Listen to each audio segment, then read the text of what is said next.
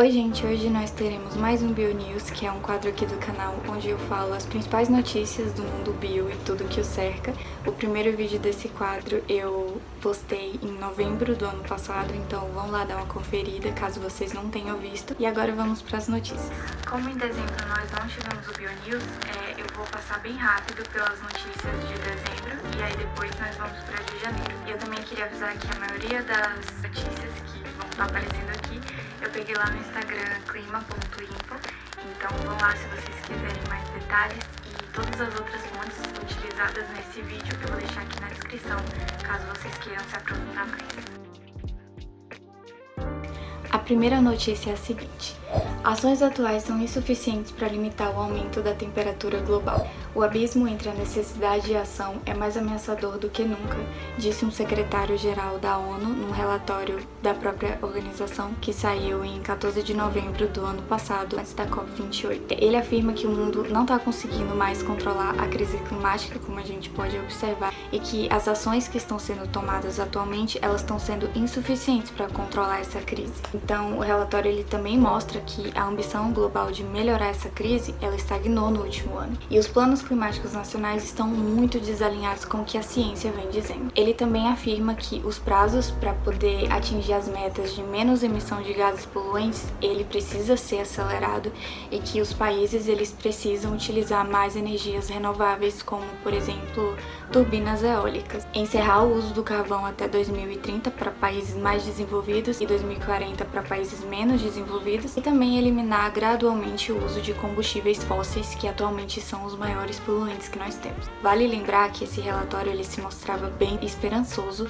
em relação às decisões que seriam tomadas na COP, para que eles pudessem decidir em relação a essas questões que eu citei aqui para vocês. Agora a gente vai falar um pouco mais do que rolou na COP28 para ver se as decisões tomadas foram alinhadas com isso aqui, né? Então vamos lá. Agora vamos falar um pouquinho sobre a COP28. A COP, para quem não sabe, é uma conferência do clima da ONU que reúne todos os anos os 198 países que assinaram a Convenção Quadro das Nações Unidas em relação às mudanças climáticas. É basicamente isso. Ela aconteceu durante alguns dias no fim do ano passado, em novembro, em Dubai, nos Emirados Árabes. Eles focaram muito na diminuição dos maiores poluentes responsáveis pela crise que nós estamos passando, e também essa COP foi considerada um avanço, já que garantiu e previu, a redução gradual dos mesmos. E agora eu vou passar bem rapidamente pelas principais decisões que foram tomadas. A principal ambição da COP era estabelecer metas para o fim do uso de combustíveis fósseis na produção de energia. Tanto que o documento final ele fala da necessidade de uma transição energética, mas ele não de fato estabelece metas para realmente inutilizar os combustíveis fósseis até 2050, que era a meta da ONU em relação a isso. Já sobre o carvão, não tiveram pontos positivos em relação a tudo que foi decidido, justamente porque eles só repetiram o que já havia sido dito em COPs passadas, e também eles não estabeleceram nenhuma meta em relação a isso. Sobre os combustíveis de transição, o acordo ele reconhece que eles são importantes, mas ele não especifica quais seriam esses combustíveis. Ele diz apenas que os países devem começar a acelerar o uso de sistemas de energia com baixa emissão ou nenhuma emissão. Eles também falaram do processo de captura de carbono, que é muito importante, mas não foi cobrado investimentos dos países mais desenvolvidos, que são os mais poluidores. Nós também tivemos conversas em relação a limitar o aquecimento em 1,0 graus Celsius, que é ali o limite de acordo com o Acordo de Paris. Tivemos também mais conversas sobre energia renovável e os investimentos que seriam feitos nesses processos.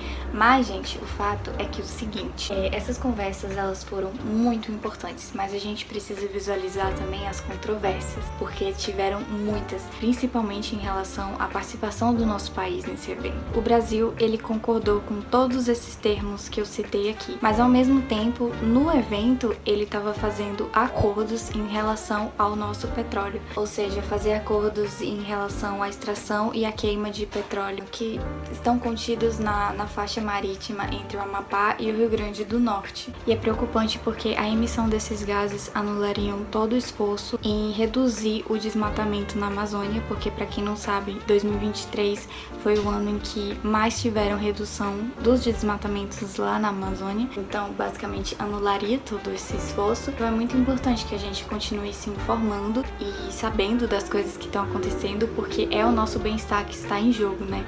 Então, além de nos informar, nós também precisamos cobrar. Agora vamos passar bem rapidinho por uma notícia muito legal para poder quebrar esse clima amargo que as outras últimas duas notícias deixaram e também para poder finalizar as notícias de 2023. Baleias azuis retornam ao Oceano Índico, onde haviam sido exterminadas. Algumas décadas atrás, as baleias azuis elas tinham sido praticamente exterminadas do Oceano Índico por causa de pesca comercial, mas de acordo com algumas gravações subaquáticas de áudio recentes, mostraram que esses animais eles passaram meses na região, o que pode significar que eles estejam se reproduzindo por lá.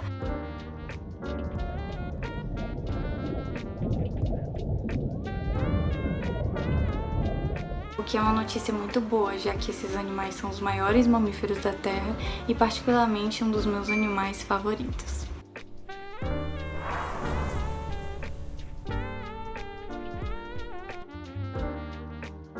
Primeira imagem da Terra registrada em 2024. Para iniciar as notícias de 2024, vamos iniciar com essa imagem muito linda da Terra, que foi tirada pelo satélite GOES da NASA. E é uma imagem muito bonita, né, gente? Tem até o Brasil aí em destaque, muito lindo. Então, é isso. Iniciar muito bem esse ano, né? Atenção! ONU confirma. 2023 foi oficialmente o ano mais quente registrado. Ninguém sabia dessa, né? 2023 foi o ano mais quente já registrado na história da humanidade e a única reflexão que eu quero trazer aqui foi pontuada pela secretária-geral da Organização Meteorológica Mundial, que disse o seguinte: as alterações climáticas afetam todas as pessoas, especialmente as mais vulneráveis. Noruega é o primeiro país a liberar a mineração no fundo do mar. Gente, isso daqui é muito preocupante porque isso vai trazer muitos danos irreversíveis assim à vida marinha. No início do mês, a Noruega ela aprovou essas operações para poder avançar a sua busca por metais preciosos que ajudariam na produção de baterias mais renováveis e etc. Mas não adianta melhorar uma coisa e piorar outra, né? Existem apelos contra essa decisão aí, vamos ver o que vai acontecer, já que é super contraditório ver um país tão evoluído assim em termos ambientais, pelo menos, tomar uma decisão tão descuidada quanto essa. Eu pelo menos achei muito estranho. Groenlândia perde 30 milhões de toneladas de gelo por hora. Essa notícia eu até consigo conectar com outra, que no caso é o maior iceberg do mundo está nos seus últimos meses de existência. Para trazer para vocês o porquê que as geleiras elas são tão importantes e porque o derretimento delas é preocupante. Uma fonte adicional de água doce sendo despejada no Atlântico Norte, como é o caso da Groenlândia, é preocupante porque vou ler aqui para vocês conseguirem entender melhor. Porque ela causa um colapso nas correntes oceânicas, que pode ser descrita como uma transportadora de energia que circula água quente de latitudes mais baixas para o Atlântico Norte e vice-versa. Ele também é responsável por aquecer grande parte da Europa e do Reino Unido, e essa circulação ela transporta nutrientes essenciais para sustentar a vida oceânica. Um derretimento em massa pode interromper esse ciclo e prejudicar todo o sistema. Em relação ao iceberg, a gente consegue visualizar da mesma forma, porque, gente, esse iceberg ele é tão grande que é até difícil tirar foto dele. Ele se deslocou da Antártida em 1986, então não é de hoje que ele está sendo noticiado, e atualmente ele está em deriva na corrente circumpolar antártica e provavelmente o seu destino vai ser se fragmentar no mar, o que é preocupante e precisa ser observado porque isso vai aumentar o nível do mar consequentemente. Agora a gente vai finalizar com duas notícias muito boas para dar pelo menos aí 1% de esperança, porque assim, o negócio tá muito caótico. Nível dos rios sobe e a Amazônia respira após seca histórica. Pra quem não sabe, em 2023 a Amazônia estava passando por uma seca muito grande que inclusive teve um lado positivo, já que descobriram umas pinturas rupestres de 2000 a 1000 anos atrás. Acho que vocês já devem ter visto sobre isso na internet ou na TV, não sei, mas enfim, ela deu uma respirada, só que a gente precisa continuar observando a novas estiagens futuras e também a frequência delas, né? É importante sempre estar observando.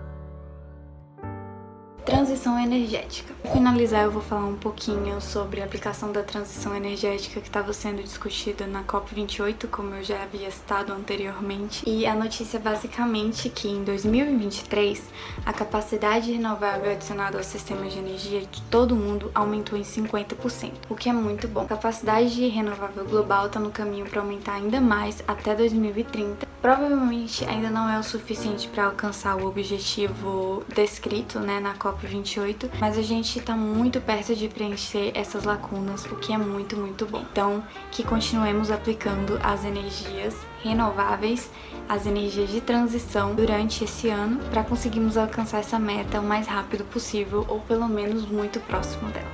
Bom, gente, isso é tudo por hoje.